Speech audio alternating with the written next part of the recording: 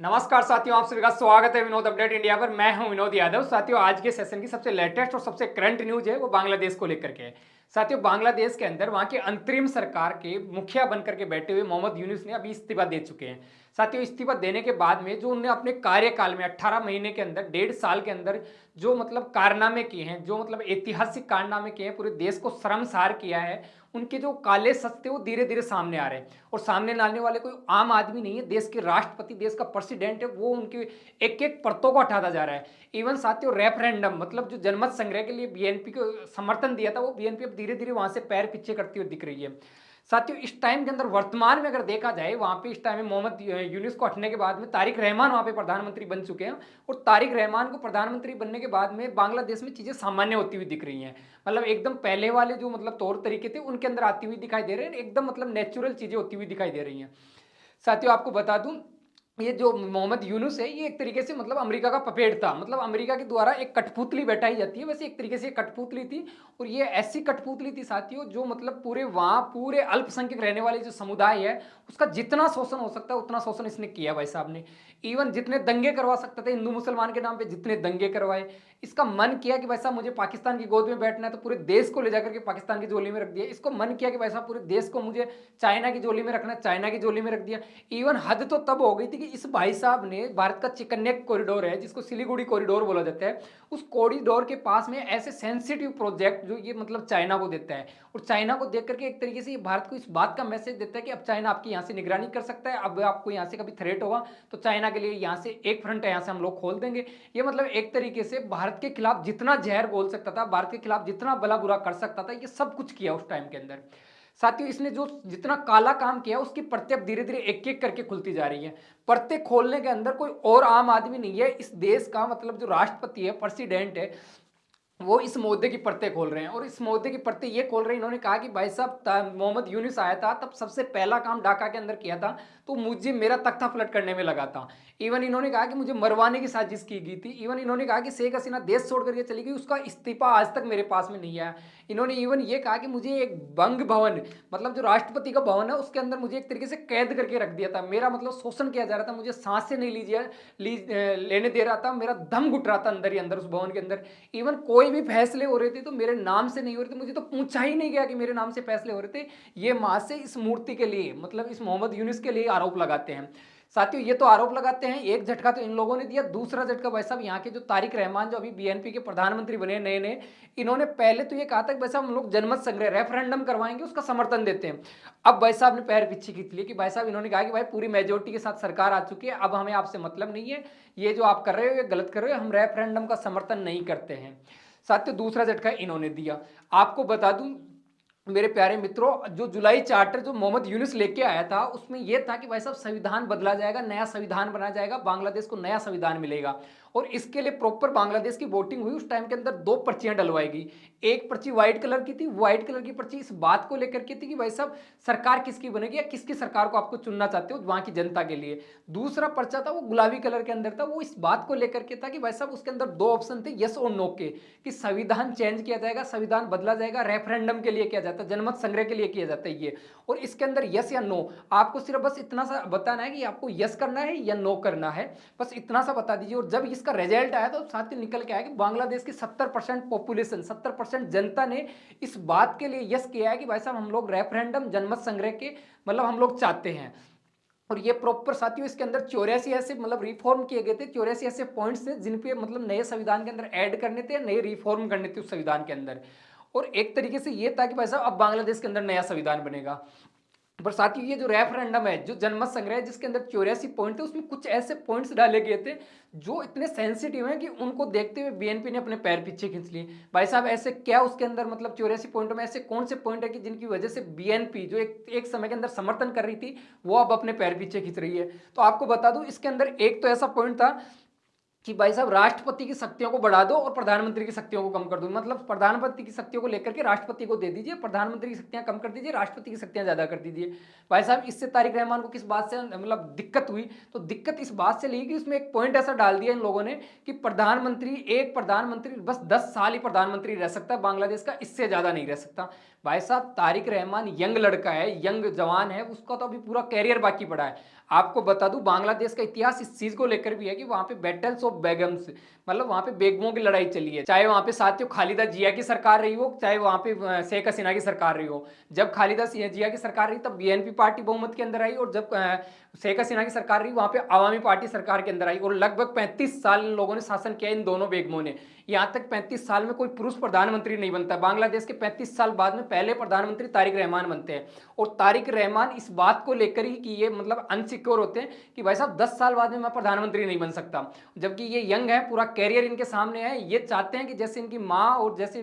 शेख हसीना वहां पे 20-20 साल तक शासन किए, वैसे ये भी सोच के आए कि भाई साहब अभी मैं लंबा शासन करूंगा, मेरा पूरा कैरियर बाकी पड़ा है। इन्होंने कई ऐसी शक्तियां लेके आए साथियों की, जैसे द्विव सदन, मतलब वहां पे 2 पार्लियामेंट होंगी, जैसे मान लो उच्च सदन होता है, निम्न सदन होता है, वैसे 2 सदन होंगी, बिल्कुल मतलब 2/3 बहुमत से। ऐसे बहुत चीजें इन्होंने बोला, मानवाधिकार बनना चाहिए, मतलब बहुत सारी ऐसी चीजें बोली है इन लोगों ने जिससे ये अनसिक्योर फील हो रहे हैं। इवन हद तो तब होगी कि भाई साहब कोई भी पार्टी का अध्यक्ष है, किसी भी राष्ट्रीय पार्टी का अध्यक्ष है, वो प्रधानमंत्री नहीं बन सकता। इस टाइम के अंदर इनकी माता जी है वो मतलब शांत हो चुकी हैं, और ये अकेले पार्टी को भी लीड कर रहे हैं, देश के प्रधानमंत्री भी हैं। तो इनके पास में एक ऐसी चुनौती भी सामने थी कि भाई साहब मुझे पार्टी का अध्यक्ष का पद भी छोड़ना है, और पार्टी का अगर अध्यक्ष का पद छोड़ दिया तो पावर मतलब पावर 2 जगह बढ़ती है, और ये चाहते नहीं कि पावर 2 जगह बढ़े या पार्टी टूटे। तो ये मतलब पार्टी पे भी कमांड चाहते हैं और देश पे भी कमांड चाहते हैं। तो ये मतलब इन नियमों से या इन पॉइंटों की वजह से ये रेफरेंडम से अपने पैर पीछे खींच रहे हैं। ये वो हेडलाइंस है जिसके अंदर बीएनपी सांसदों ने मतलब सांसद की तो बीएनपी के जो सांसद है उन्होंने सांसद की तो शपथ ली, पर इन्होंने कहा कि वैसा संविधान जो बनाने की बात आती है या संविधान जो ओथ लेने की बात आती है उसकी शपथ से इन्होंने मना कर दिया। मतलब ये जो रेफरेंडम हुआ था उसके पक्ष में नहीं गए। ये उस टाइम में हेडलाइंस बनती हैं कि भाई साहब तारिक मतलब मोहम्मद यूनुस है, उसके मुंह पे यही तमाचा पड़ता है, और तमाचा इस बात को लेकर के पड़ता है कि मोहम्मद यूनुस जो मतलब अपने दिमाग में प्लान लेके चल रहा था कि मैं राष्ट्रपति बनूंगा, मेरे पास में शक्तियां आएंगी, वो सब दरी की दरी रह जाती हैं। साथियों ये जब तारिक रहमान के द्वारा कहा जाता है कि भाई साहब मैं मतलब ये ओथ नहीं ले रहा संविधान बनाने की, या संविधान के पक्ष की ओथ नहीं ले रहा, या संविधान का पुनर्निर्माण या पुनर्स्ट्रक्चर बनाने के लिए मैं ओथ नहीं ले रहा, तो जमात बौखला जाती है। जमात सबसे ज्यादा उस टाइम के अंदर तिल मिलाती है, और जमात अल्टीमेट देती है, मतलब धमकी देती है, थ्रेट देती है सरकार को। और मोहम्मद तारिक रहमान को ये कहती है कि भाई साहब ऐसी है बात, अगर आप लोग अगर इस पे साइन नहीं करोगे, रेफरेंडम की शपथ नहीं लोगे, आपके सांसद रेफरेंडम की शपथ नहीं लेंगे, मंत्री शपथ नहीं लेंगे, तो मैं सबसे पहले हम लोग इसका बाइकआउट करेंगे, इस इलेक्शन का ही बाइकआउट करेंगे। हमारे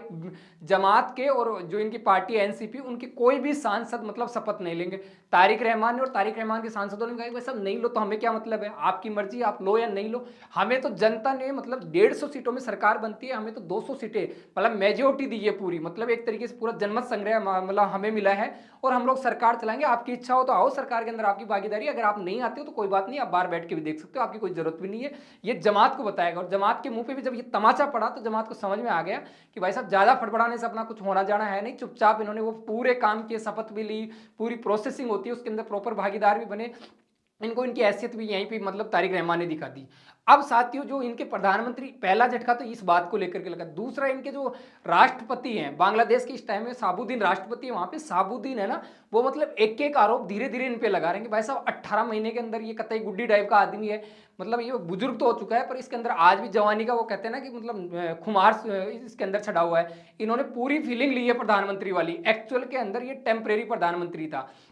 आपको ये बता दूं ये टेम्परेरी प्रधानमंत्री रहते हुए पूरा प्रॉपर जो प्रधानमंत्री का होता है ना वैसे इन्होंने पूरी फीलिंग ली, पूरा कामकाज किया, और इसको भाई साहब को एक तरीके से आइसोलेट में कर दिया, इसको मतलब एक तरीके से मतलब चारों तरफ से इसको बंद कर दिया, इसके साथ भी था और इसके साथ नहीं भी था, मतलब ये सुल कर दिया इन्होंने। साथ ही ये हेडलाइंस बनती हैं जो साबुद्दीन यहाँ के मतलब जो राष्ट्रपति है वो कहते हैं मोहम्मद यूनिस ने संविधान का पालन नहीं किया, जो आज संविधान बनाने की बात कर रहा है वो खुद संविधान का पालन नहीं किया, मुझे अंधेरे के अंदर रखा, मुझे कुछ भी नहीं बताया गया। इवन इन्होंने ये कहा कि भाई साहब डाका को अस्थिर करने के अंदर किसी की कोशिश थी तो उसके अंदर इस पे पूरा पूरा सक जाता है या इसका पूरा पूरा हाथ था। इवन राष्ट्रपति को हटाने के लिए भी, मेरे को हटाने के लिए भी षड्यंत्र रचा गया। ये साबुद्दीन ने हाल ही के अंदर एक न्यूज को इंटरव्यू दिया है, उसके अंदर प्रॉपर ये चीजें बताई गई हैं। साथियों यहां से आप लोग देख सकते हो प्रॉपर ये द हिंदू की न्यूज है जिसमें बांग्लादेश के राष्ट्रपति शहाबुद्दीन खुद कहते हैं कि मोहम्मद यूनुस ने संविधान का पालन नहीं किया, मुझे अंधेरे में रखा, पूरे देश को अंधेरे में रखा। इवन इन्होंने कहा कि भाई साहब कोई भी फैसला होता था, कोई भी चर्चा होती थी तो उसके अंदर मुझे शामिल नहीं किया जाता था।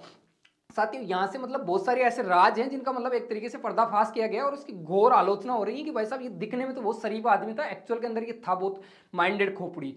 साथियों मतलब ये मतलब प्रॉपर इन्होंने आरोप लगाए, और ये कोई आम आदमी आरोप नहीं लगा रहा, देश का राष्ट्रपति आरोप लगा रहा है। इन्होंने तो कई ऐसी ऐसी चीजें बताई हैं कि भाई साहब मेरा दम घुटता था, बग भवन के अंदर जो राष्ट्रपति भवन था उसके अंदर मुझे आइसोलेट कर रखा, मेरे को दम घुटता था, मैं सांस नहीं ले सकता था। इवन इन्होंने एक बात तो ये भी बोली है कि भाई साहब मैं एक समय तो ऐसे आ गया था, मुझे इस्तीफा देने के लिए सोच लिया था कि भाई साहब जब मैं राष्ट्रपति हूँ, मेरा महत्व या इंपॉर्टेंस ही नहीं है, तो मैं राष्ट्रपति किस चीज के लेकर के हूँ। तो इन्होंने मतलब एक समय आया था जब मतलब इस्तीफा देने के लिए तैयार हो गया था। साथियों इस इंटरव्यू के अंदर शहाबुद्दीन जो इनके राष्ट्रपति, उन्होंने क्या क्या कहा, तो वो उन्होंने कहा कि भाई साहब 8 अगस्त 2024 को मैंने मोहम्मद यूनुस को अंतरिम सरकार के लिए शपथ दिलवाता हूँ। 16 फरवरी 2026 तक लगभग 18 महीने ये मतलब यहाँ के मतलब प्रधानमंत्री रहते हैं अंतरिम सरकार के। इस टाइम में इन्होंने वास्तविक प्रधानमंत्री मतलब ओरिजिनल जो प्रधानमंत्री होता है जनता के मतलब द्वारा चुना हुआ, वैसे प्रॉपर इन्होंने कार्य किया है, जबकि इतनी पावर नहीं होती अंतरिम सरकार के पास में।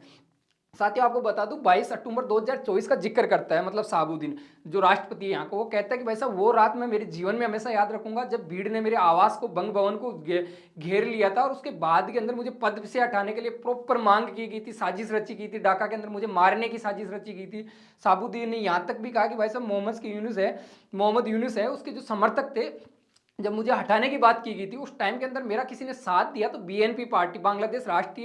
राष्ट्रवादी पार्टी है, उसने मेरे को, वहां के जो सीनियर लीडर्स हैं, वहां के नेता लोग हैं, उन्होंने मुझे समर्थन दिया था बैकडोर से कि भाई साहब आप राष्ट्रपति बने रहे हो, राष्ट्रपति का मत छोड़ना, राष्ट्रपति का अगर आपने पद छोड़ दिया तो फिर तो मोहम्मद यूनुस आएगा वो करवा जाएगा उस देश के अंदर। साथियों ये वो तस्वीरें हैं जो मतलब 22 अक्टूबर 2024 की, जब आप लोग देख सकते हो इसके अंदर ये मतलब जो जमात के लोग हैं, जो यहाँ वहाँ की यूथ है, जेएनजी है, उन्होंने मतलब प्रॉपर जो राष्ट्रपति का भवन है उसको घेर लिया था, उसके सामने दंगे किए गए थे। साथियों शहाबुद्दीन ने और भी मोहम्मद यूनुस पे आरोप लगाए। इन्होंने कहा है कि भाई साहब जो अपनी विदेश यात्राओं पे जाया करते थे मोहम्मद यूनुस, तो मुझे एक भी जानकारी नहीं, मतलब एक भी यात्रा की जानकारी नहीं देती। इवन 14 से 15 विदेशी यात्रा पे गए और एक के बारे में मुझे नहीं बताया। होता है ऐसा होता है कि जैसे मान लो डेमोक्रेसी होती है, लोकतंत्र होता है, उसके अंदर राष्ट्र का पहला नागरिक होता है या प्रथम नागरिक होता है वो राष्ट्रपति होता है। जब जो वहां का प्रधानमंत्री होता है या कोई भी मिनिस्टर होता है जब बाहर जाता है किसी भी, तो अपना पद छोड़ के जाता है, उस टाइम में वो राष्ट्रपति को सूचित करके जाता है। पर इन्होंने ऐसा कुछ नहीं समझा, एक तरीके से यहाँ से ये मतलब राष्ट्रपति से भी ऊपर भी अपने आप को समझने लग गए थे मोहम्मद यूनुस। और साथ ही मोहम्मद यूनुस ने,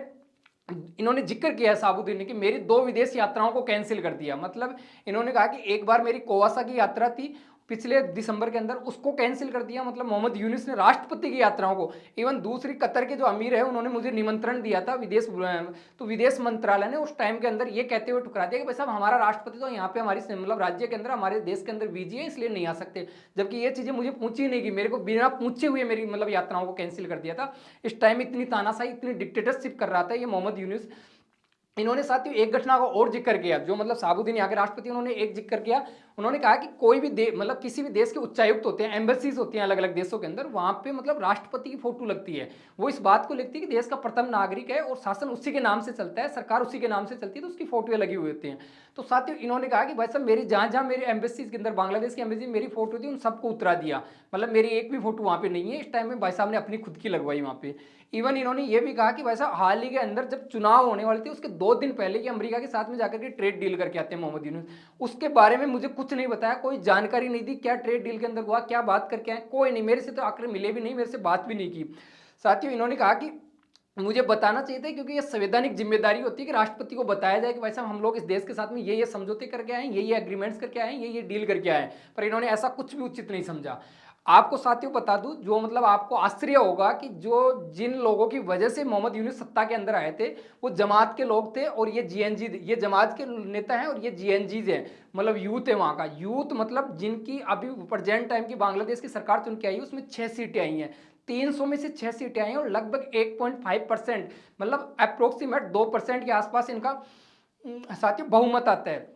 2% के आसपास इनको मत मिलते हैं। 2% की बदौलत, जिनकी बदौलत वो सरकार के अंदर मोहम्मद यूनुस बैठे थे, वो 18 महीने सरकार चला ले गए। वो तो भाई साहब 18 महीने में नहीं छोड़ने वाले थे, वो तो अगले 5 साल निकाल के चले जाए। वो तो आर्मी या जो आर्मी के जो सेनाध्यक्ष होते हैं उन्होंने उनको मतलब प्रेशर किया कि भाई साहब आप चुनाव करवा लीजिए, अब आपको घर बैठा देंगे, क्योंकि अंतरिम सरकार के अंदर लगभग ये होता है कि 6 महीने के अंदर चुनाव करवाने होते हैं, इतने लंबे समय के लिए नहीं बनते हैं प्रधानमंत्री। और ये जो जमात थी, जमात हमेशा पाकिस्तान के पक्ष में रही हुई है, मतलब हमेशा ये चाहते हैं कि बांग्लादेश का तो विभाजन ही पाकिस्तान से नहीं होना चाहिए, तो बांग्लादेश को तो पाकिस्तान के साथ में ही होना चाहिए था। तो ये मतलब इनको लगभग शेख हसीना ने 20 साल से बैन कर रखा है, इनको चुनाव ही नहीं लड़ने दी। अब की बार इनके मतलब इनका आदमी आके बैठा तो इनके प्रॉपर इनके बैन हटा दिए, इनके केस वापस ले लिए, इनको चुनाव लड़ने दिया, और इनको ऐसा लग रहा था हम लोग सरकार में आ जाएंगे, पर जनता ने इनको सिरे से खारिज कर दिया। साथियों जनता ने इनको चुना, तारिक रहमान को चुना, इनको प्रधानमंत्री बनाया जाता है और उन्होंने प्रॉपर आर्मी की सबकी कमांड अपने हाथ में ली। जैसे ही प्रधानमंत्री की ओथ लेते हैं उसके बाद में तारिक रहमान सेना भवन आते हैं, या जो सेना का मुख्यालय वहां पे आते हैं और प्रॉपर जो तीनों सेनाओं के जो मतलब इनके सेनाध्यक्ष हैं उनसे मिलते हैं। और इनसे मिलने के बाद में सबसे पहला काम ये करते हैं कि भाई साहब इन दंगों के अंदर सेना के कौन कौन से अधिकारी भागी थे और उनकी प्रॉपर क्या क्या मतलब रूपरेखा थी और क्या क्या कौन कौन लोगों ने सेना का मतलब जो देश को अस्थिर करने के अंदर भाग लिया था, उन जितने भी अधिकारी थे उनको तो बाइकआउट किया, उनको धीरे धीरे उनका मतलब एक तरीके से उनका प्रमोशन डाउन किया और अपने फेवर के या जो अपने समर्थन के लोग थे उनको अलग अलग पोस्टों पे नई नई पोस्टें बनाई और नए नए मतलब स्थानों पर उनको जगह दी और उनको बैठाया जाता है। इवन साथियों अभी इनके जो सेना अध्यक्ष हैं वो बांग्लादेश की शेख हसीना उनकी बहन के पति हैं। फिर भी मतलब जो तारिक रहमान है वो इतनी मैच्योरिटी के डिसीजन लिए कि इन्होंने इसको भी चेंज नहीं किया, सेनाध्यक्ष को चेंज नहीं किया। इवन साथियों आपको बता दूं राष्ट्रपति जो बनाया गया था साबुद्दीन, वो भी शेख हसीना के टाइम पे सेम शेख हसीना के वरिष्ठ शेख हसीना की पार्टी के वरिष्ठ व्यक्ति को बनाया गया था उस समय के अंदर, पर उसको भी तारिक रहमान ने नहीं हटाया। मतलब इससे मतलब मैच्योरिटी दिखती है तारिक रहमान की। तारिक रहमान ने बहुत ही समझदारी से काम किया और अभी भी इन्होंने मतलब जो सेना के अंदर मतलब अपने फेवर के लोग बैठा रहे हैं कि कभी भविष्य के अंदर ये जो सिचुएशन आज बनी है ये भविष्य के अंदर दोबारा न बने, ऐसी हरकतें दोबारा नहीं। और जो जितना लंका लगा चुके हैं बांग्लादेश के अंदर, बांग्लादेश का मतलब जितना नाम खराब कर चुके हैं उसको सही करने में लगे हुए हैं। साथियों एक यहाँ से मतलब जो भारत के अंदर जो इनके सलाहकार हैं उनको वापस बुलाया जाता है, कुछ लोगों को प्रमोशन दिया जाता है और कुछ लोगों को वहां से हटाया जाता है। वो इसलिए हटाया जाता है कि कम से कम भारत की और मतलब बांग्लादेश के रिश्ते सही किया जाए। जो ऐसे लोग हैं जो रिश्तों को खराब करने में लगे हुए हैं, जो एक्चुअल के अंदर सही वाकई में जो न्यूज होती है वो नहीं देते हैं, तो उनको हटाने का काम कर रहे हैं, वहां पे सही लोगों को लगा रहे हैं। साथियों इस टाइम के अंदर 18 महीने की प्रॉपर मतलब अपनी सर्विस देने के भाई साहब ने कहा कि हम लोग चलते हैं, दुआओं में हमें याद रखना। और भाई साहब ने छोड़ के अब इस टाइम के अंदर जो ये पहले काम करते थे अपने एनजीओज के लिए, उस एनजीओज को वापस संभाल लिए और ये जा चुके हैं। अब देखने वाली बात ये होगी साथियों कि इनके खिलाफ मोहम्मद यूनिस के खिलाफ एक्चुअल के अंदर कोई इंक्वायरी बैठती है, मोहम्मद यूनिस के खिलाफ जो बांग्लादेश ढाका के अंदर जो जितने भी ये करवाए गए दंगे उनके लिए जांच बैठती है, या इनके भविष्य के अंदर जो घोटाले करके गए ये मतलब 5G के अंदर सब के अंदर उनके लिए जांच बैठा था तारिक रहमान। या तारिक रहमान वाकई के अंदर जैसा मतलब भारत से बना करके चलता है, चाइना से बना करके चलता है, या मतलब भारत से भी रिश्ते अच्छे रखेगा, या फिर मतलब एक डिक्टेटरशिप तानाशाही की तरह व्यवहार करेगा, ये देखने वाला ये भविष्य के घर में है ये पर्सन। साथियों आपकी अगर इस टॉपिक के प्रति या आपकी मतलब इन चीज़ों के बारे में जो भी अगर ओपिनियन हो तो कमेंट बॉक्स के अंदर कमेंट कर सकते हो। 2 सेकंड का समय लगेगा मित्र लोगों, आप चैनल को सब्सक्राइब करके जाइए। और इतने पैसेंस और धैर्य के साथ आप लोगों ने मुझे सुना उसके लिए थैंक यू, धन्यवाद।